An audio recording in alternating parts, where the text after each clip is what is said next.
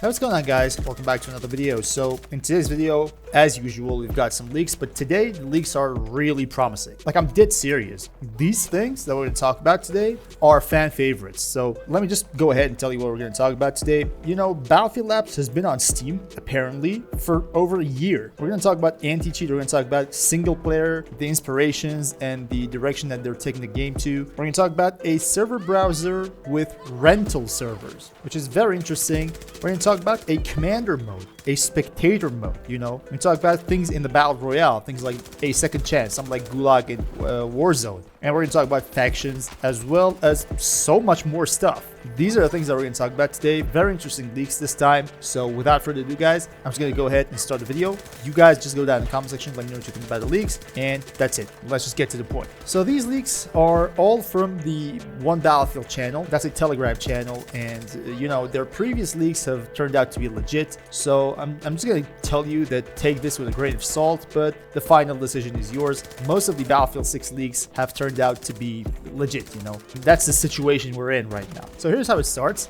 Battlefield Labs is already being tested on Steam, with testing in that client starting almost a year ago. So this is very interesting. If Battlefield Labs client is actually on Steam, well, that's going to make things easier. I remember downloading Delta Force was some sort of issue for me, and even launching the game was some sort of issue because of its actual client that it had. You know, in my opinion, having your game on a platform like Steam for a playtest is incredible. That's going to make things really easier, and I'm really down for something like this. And if that's true, then in my opinion, that is really good news for people that are taking part in that playtest. The new build also now has a folder called SP, which obviously stands for single player. The single player voice acting is only in English for now, but the rest of the voice acting for different languages has already been prepared. So we are going to get something apart from English. I don't know what other languages, but apparently they are preparing what they want to present. So that's also good. An anti-cheat installer has also been added to the game. Anti-cheat installer is very interesting here because, you know, I don't remember installing an anti-cheat independently before. It was like the last time I did that was in Battlefield 4, which you had to install Punkbuster independently just to, you know, make it work and just for the servers to actually let you play. Otherwise, you'd be kicked out of the server, right? So if that's going to be the case, I don't know what to take from this. I just hope the anti-cheat actually works. Going from easy anti-cheat to EA anti-cheat actually helped a lot. I can actually see the results in Battlefield 2042 for myself. So if they're trying to, you know, do something new, I hope that's going to work even better. And if not, I just hope they tweak the EA anti-cheat to the point where it actually stops more cheaters. There are also some data mines here. So here's how it goes. There's a server rented prompt right there, probably in the codes somewhere that they've data mined. A few server browser mentions. We've got server browser filter, server browser favorites, and server browser history. The server browser can stay for the portal. That's also the case, but we've known about all these things before, right? Favorites, you know, history, filter, those were leaked before. But something about server rental, if you're going to rent servers, that has to do something with the main game as well. Sure, it can still be in Portal. That's completely, you know, understandable. But if that's going to be the case, well, this could actually mean that we might get a server browser for the main game as well. That's something that the community has been basically longing for the entire past 3 years. And I just hope they go ahead and do something like that, because the matchmaking system is just corrupted. And they probably know this, you know, they actually know this because the amount of players that on a daily basis talk about this on the subreddit is just incredible. You know, so they certainly know that this demand actually exists. Whether or not they want to do something about it, we have to wait and see. So again, this is from One Battlefield Telegram channel. Here's how it goes. Let's keep the party going. Commander mode is mentioned. We've got prompts like join as commander, commander enabled, and is commander. I don't really know what that stands for, but you know, these kind of things exist. Now, commander mode is something that I see a lot of people talk about. I remember sometimes I didn't really had the feeling to go ahead and, you know, jump into the server and start try-harding, you know, because like it or not, I don't know if it's just me, but I really take Battlefield seriously. When I play, I'm completely tryharding, sweating. Maybe people call me a sweat, but that's how I do it. When I play single player games, that's not the case, but when I try to play Battlefield, that's how I play. But sometimes you just want to chill, you know, and those times I would just jump into the game as commander and just have fun. That's what I would do. Having this making a return is actually very, very positive for the game because that's what the community's been craving for. Free-to-play mode is also mentioned, BF experience _ F2P, which we already know that it's going to be some sort of Battle Royale experience. There are server modes from Battlefield 3 and 4, private, ranked, unranked, and official. That's also great, but it again goes into Portal. When you see things like this, it kind of makes you wonder if this server browser is ever going to make its way to the main game, because whatever you see here is about Portal. That has to be somewhat disappointing for people who want the server browser to be in the game, but in my opinion, just honestly talking about the server browser, these guys know how people want a server browser and how badly they want it, right? Make no mistake, if these guys have ever intended to put the server browser back into the game, they would have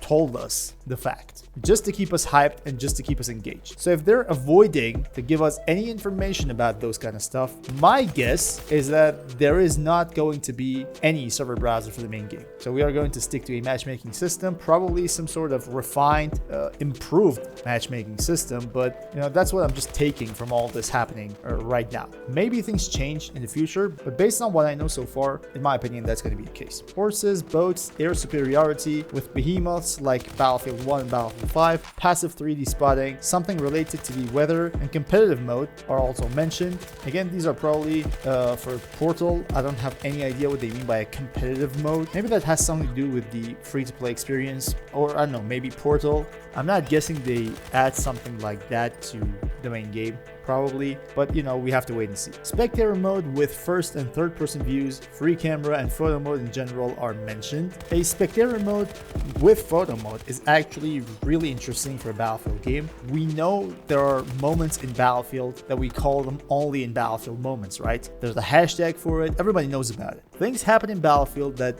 you don't really come across in any other FPS game. And if you can actually capture those moments in a spectator mode from different angles, that's going to be very interesting. That's going to make some very beautiful YouTube thumbnails, some very interesting montage videos, and you know, just generally speaking, that's good for the community. So if they're actually considering something like this, that's going to be perfect. We've also got factions of Britain, Japan, Italy, Russia, Germany, France, and the US, which are mentioned, and that's going to be also interesting. I don't really know about the story. Nobody actually knows about the story of the game, but I'm pretty sure some of these will be explained there really better. You can also die from a gas grenade, which is interesting. Reminds me of Battlefield 1, to be honest. Servers have settings for changing sides at a new round and several rounds on one map and mode, which is great. That's some of the problems with 2042, in my opinion. Sometimes, you know, I feel like my team is really strong. Like, knowing the players, I actually know that the enemy team has little to no chance, and it kind of sucks to play in a lobby where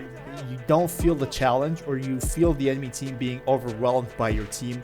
That's not going to be cool, in my opinion. Sometimes even the players can make the balance of the game way better, and I'm one of those players. If I see that my team is really stronger, I'm just going to switch.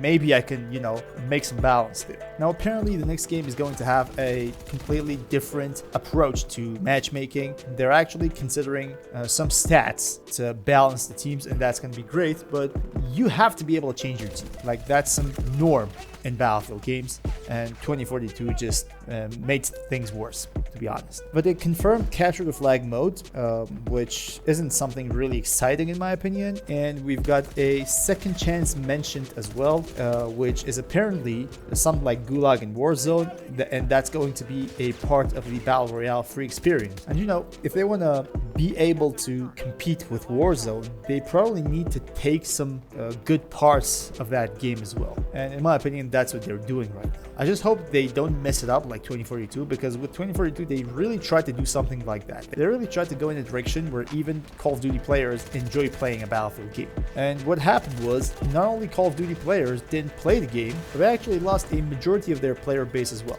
like from the core Battlefield players. So if you ask me, they really need to try to be original as much as possible. And if something needs to be done, it needs to be done, even if it feels like a copy to some people. So that has to be the approach, in my opinion.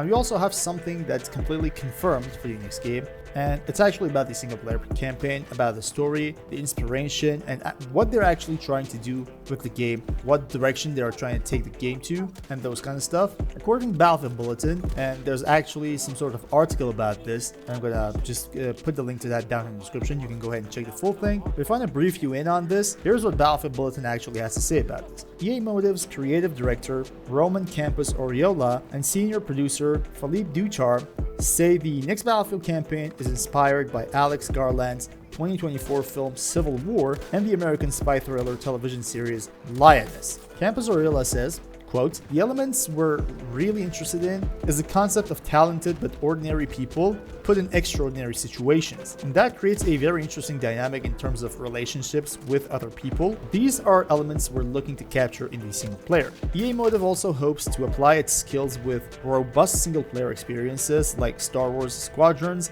and the 2023 Dead Space remake as preparation for transitioning to Battlefield. So in my opinion, I haven't played the Star Wars, I'm not a big fan really, but I played Dead Space remake and that game was, top notch. It was perfect. Apart from the optimization, which was incredibly bad on PC, everything else about that game was perfect. It gave you the vibe of Dead Space even better, and the optional missions, everything was interesting. Everything was kind of pinning you to the chair, making you play even more. So that's my own experience with Dead Space Remake. Ducharme says, quote, "Dead Space allowed us to know the quirks and strength that we all have and how we complement each other as a team. We talked a lot about the curve of tension, how to go from beat to beat, having the highs and lows to keep players hooked, and even play with their expectations a little bit. It's obviously very different in a game like Battlefield, but we still brought that mentality over." So I don't really know anything about Civil War, haven't watched the thing yet. I don't know about Lioness, but just giving it a Google search, it's obvious that Civil War is about a civil war in the US. Like, it breaks out in the US and people storm the White House to kill the president. And by the looks of it, based on what we know, some of the maps for multiplayer are going to be in the US. So there are missions definitely in the US as well for the single player. And apparently something similar might actually happen in the single player part of the next Battlefield game. I don't really know a lot about Lioness, but Civil War is about having a civil war in the US, which is going to be very interesting in the single player campaign, especially if it's a Battlefield single player campaign. By the looks of it, they're actually investing a lot in this one, so we have to wait and see how it turns out. That's going to be it about today's video. Hope you guys enjoyed and hope this was helpful. I hope this video was somewhat informative. Thank you all guys for watching. Until next time guys, stay cool.